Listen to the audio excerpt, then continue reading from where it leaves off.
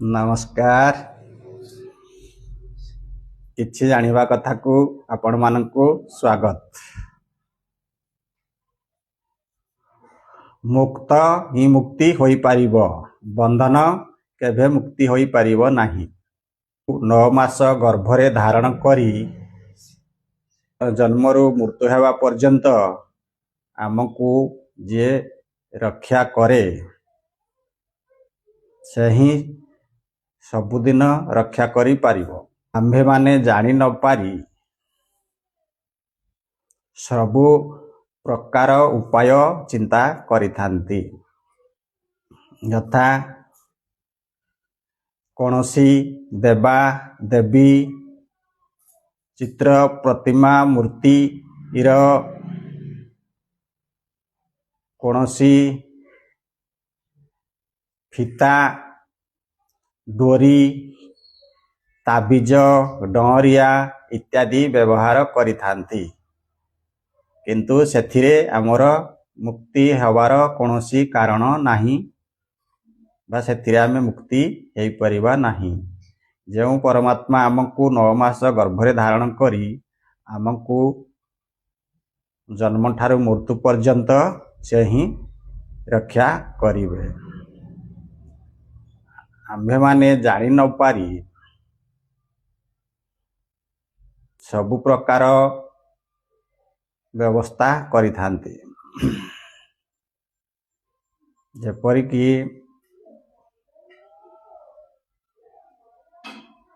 ନୂଆ ଗାଡ଼ି ଗୋଟିଏ କିଣିଲେ ମନ୍ଦିରକୁ ଯାଇ ସେଥିରେ ଲେମ୍ବୁ ଲଙ୍କା ନାଲି ଫିତା ସିନ୍ଦୁର ବାନ୍ଧି ଗାଡ଼ିକୁ ଚଲାଇଥାନ୍ତି। ସେଥିରେ ଯଦି ଆମର ମଙ୍ଗଳ ହେଉଥାନ୍ତା ତାହେଲେ ରାସ୍ତାରେ ଏତେ ହାଇୱେରେ କୌଣସି ଦୁର୍ଘଟଣା ହେବାର ସମ୍ଭାବନା ନଥାନ୍ତା।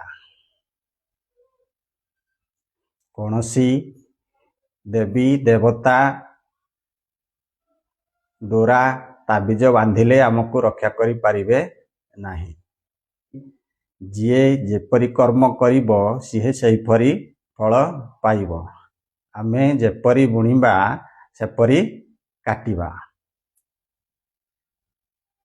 କେହି ଦେବୀ ଦେବତା ଆମର ପାପକୁ ନେଇପାରିବେ ନାହିଁ। ତେଣୁ ଆମେ ବୃଥା ଆସ୍ଫାଳନ କରି ସବୁ ପ୍ରକାର ତାବିଜ ଡୋରି ବାନ୍ଧିବା ଠିକ୍ ହେବ ନାହିଁ।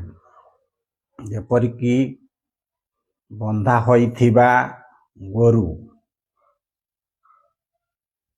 ଯେତେ ଚେଷ୍ଟା କଲେ ମଧ୍ୟ ସେ ଫିଟିକି ଯାଇପାରିବ ନାହିଁ।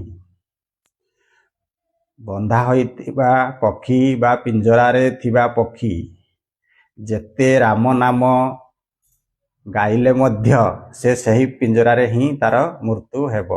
ମୁକ୍ତି ହେବାର କୌଣସି ସମ୍ଭାବନା ନାହିଁ ବା ବନ୍ଧନ ଫିଟିବାର ସମ୍ଭାବନା ନାହିଁ। ଡଙ୍ଗାଟିଏ ନଦୀରେ ପଡ଼ିଛି, ତାଙ୍କୁ ବନ୍ଧା ଯାଇଅଛି। ସେହି ଡଙ୍ଗାଟିକୁ ଯେତେ ଆମେ ଆହୁଲା ମାରି ଆଗକୁ ଯିବା ପାଇଁ ଚେଷ୍ଟା କଲେ କେବେ ହେଲେ ଯାଇପାରିବା ନାହିଁ। ତେଣୁ ମୁକ୍ତ ହିଁ ସବୁବେଳେ ମୁକ୍ତି ହୋଇପାରିବ, ବନ୍ଧନ କେବେ ମୁକ୍ତ ହୋଇପାରିବ ନାହିଁ। ନମସ୍କାର, ଧନ୍ୟବାଦ, ଜୟ ଜଗନ୍ନାଥ।